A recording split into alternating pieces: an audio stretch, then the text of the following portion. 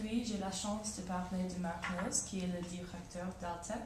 Voici sa mission présentée de ses propres mots. Quelle est la mission d'Altec? La mission d'Altec, c'est simplement de pousser l'apprentissage des langues étrangères jusqu'à son maximum, disons, à l'Université du Colorado. D'accord, d'accord. Et est-ce que vous pensez que les langues ont besoin de plus d'attention ici? Toujours, c'est le cas que les langues ont besoin de plus d'attention, oui.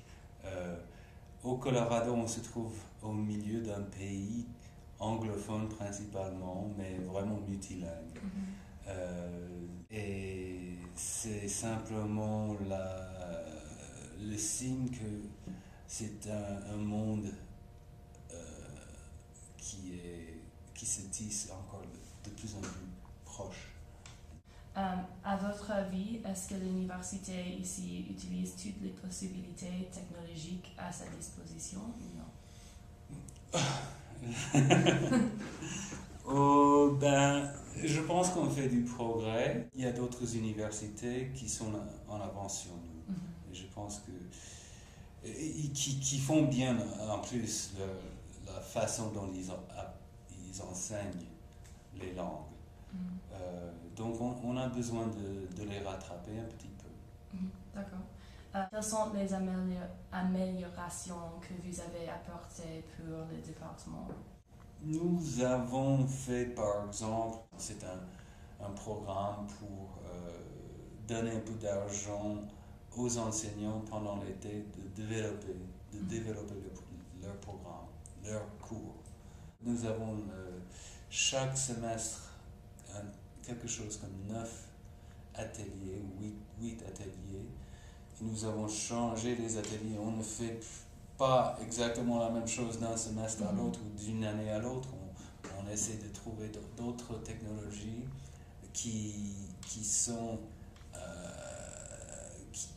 une portée sur l'enseignement des langues et on les introduit aux professeurs d'une année à l'autre. Ce semestre, Altec aide une équipe de journalistes en publiant un journal en français. Quel type de résultats attendez-vous de ce journal?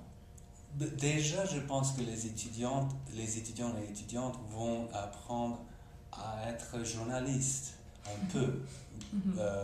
Et ça, c'est vraiment important parce que déjà, le journalisme, c'est quoi en fait? C'est un peu la façon dont on devient démocratique. C'est une façon donc de devenir critique aussi à l'information. Mais en plus, je pense que ça va aussi pousser les étudiants à apprendre plus de français dans d'autres domaines qu'ils n'ont pas encore vus. Et c'est vraiment le centre de leur vie. À votre avis, quelle est la méthode la plus efficace pour apprendre le français? Est-ce qu'il inclut les technologies ou non? Ben oui, oui bien sûr, ça comprend aussi la technologie. Mais la technologie, par exemple, le web c'est maintenant le centre de notre façon de communiquer. Donc on ne peut pas ignorer ça, encore une fois. Dans le futur, est-ce qu'il y a des objectifs ou des autres types d'expériences que vous voulez développer ici? J'ai travaillé dans d'autres universités. Par exemple, à l'université de Yale où je travaillais avant, on avait ce qu'on appelait DILS, c'était Directed Independent Language Study. Et c'était pour toutes les langues dont on n'a pas de programme au campus de Yale. Et j'aimerais bien établir ça ici. On est en train de faire ça déjà avec le tibétain.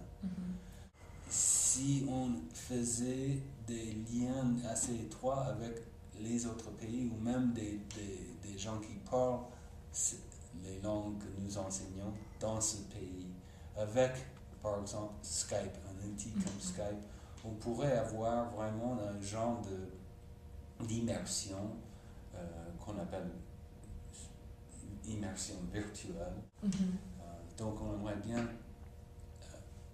essayer de faire ça ici.